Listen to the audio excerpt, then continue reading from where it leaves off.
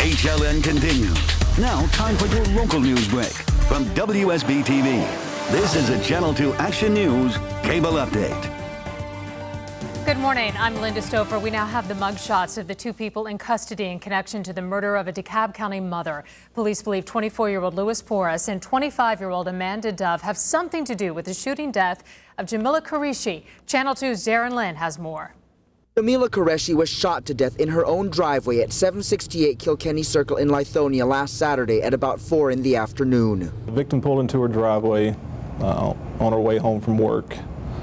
Family members were inside when they heard gunshots coming from outside. Qureshi was engaged to a DeKalb County police sergeant. She was the mother of 4 children and was best friends with her first cousin, Erica Allen. She was a wonderful mother. She was active in PTA, involved in her daughter's school, all 4 of them. The DeKalb County Police Department immediately formed a special task force to track down the people responsible for Qureshi's murder. Crime Stoppers also put up a $15,000 reward. Erica Allen hoped earlier this week that their efforts would pay off. Prayerfully, they'll get something very soon, and so that we can give the kids some type of closure to that, of what happened to their mother. Of course, they won't ever get over it because she won't ever come back. There'll always be that pain there. Darren Lynn, Channel 2 Action News.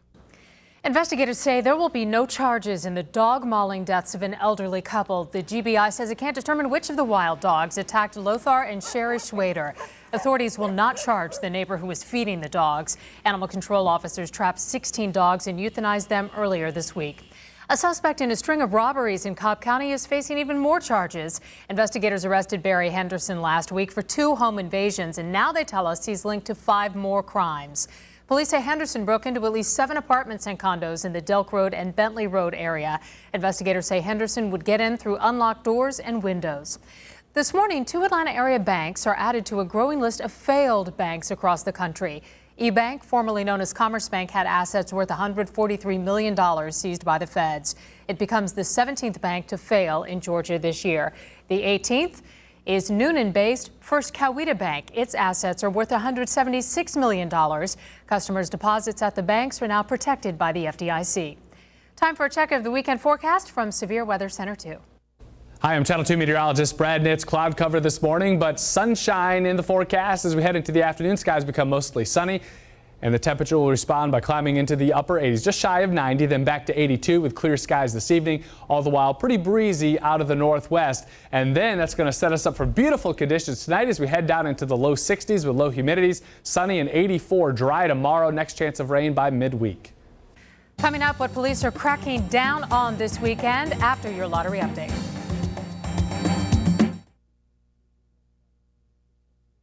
Cash Forward players won big yesterday, and you could win $1,000 a week for life tonight. Play Win for Life. Watch tonight's drawing starting at 11, only on Channel 2. Through the night, while you sleep, whenever news happens, Channel 2 is hard at work on the scene of major news, covering local neighborhoods. And every morning, whenever you wake up, Channel 2's Karen Minton is here tracking the weather for the day ahead so you know what conditions to expect for your morning commute. We invite you to watch Channel 2 Action News every morning from 5 to 7 a.m. Now that's coverage you can count on. Drug agents have busted a Mexican drug ring that stretches from Mexico to Brooklyn with a Henry County connection. Federal agents descended on this house and arrested a man inside. They identify him as Kylie Murray. Now, I talked with a neighbor who did not want to be identified, who said the people who lived here had a lavish lifestyle. He would briefly come to the mailbox, never would throw his hand up like a normal neighbor would, or he'd walk out to check the post for the gate or something and then right back in. Murray is charged with conspiring to possess and distribute cocaine. Authorities say his case is connected to a larger drug ring based out of Chicago, responsible for more than $5 billion in global sales.